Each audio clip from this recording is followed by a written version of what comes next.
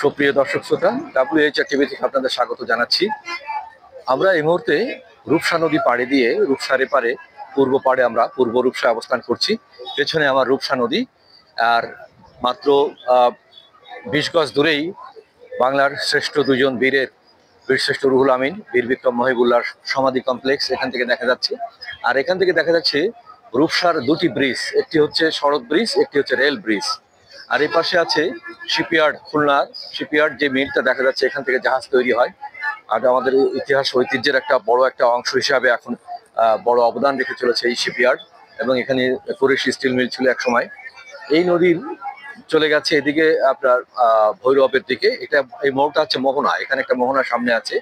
এই মোহনাটা হচ্ছে ভৈরব এবং রূপসার মোহনা।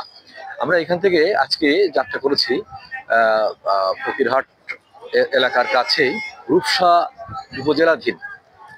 উপজেলাধীন 5 নং ঘাটবক ইউনিয়নের অধীনে পিঠাভোগ গ্রাম, যেখানে বিশ্বকবি রবীন্দ্রনাথের 4 পুরুষ এখানে বসবাস করেছেন। বর্ধমানের থেকে, পশ্চিমবঙ্গের বর্ধমানের থেকে তারা এখানে এসেছিলেন। এখানে ভৈরবের একটি শাখা হয়েছিল, যে শাখা নদীর পাড়ে তারা বসবাস করেছিলেন, সেটি আপনাদের কাছে আমি দেখাবো। তো সেখানে তারা পরপর 4 পুরুষ তারা বসবাস করার পরে এখান থেকে পরবর্তীতে তাদের একজন পুরুষ এখান থেকে আবার পশ্চিমবঙ্গে চলে যান, সেই জোড়াসাঁকোতে চলে যান তারা। সেখানে গঙ্গা তীরের কালীঘাটে গিয়ে তারা সেখানে বসবাস শুরু করেন। সেই বিষয়ে আমরা আপনাদেরকে ডিটেলস ধীরে ধীরে জানাবো। আজকে যেখানে আমরা নিয়ে যাচ্ছি, এটা অত্যন্ত গুরুত্বপূর্ণ জায়গা।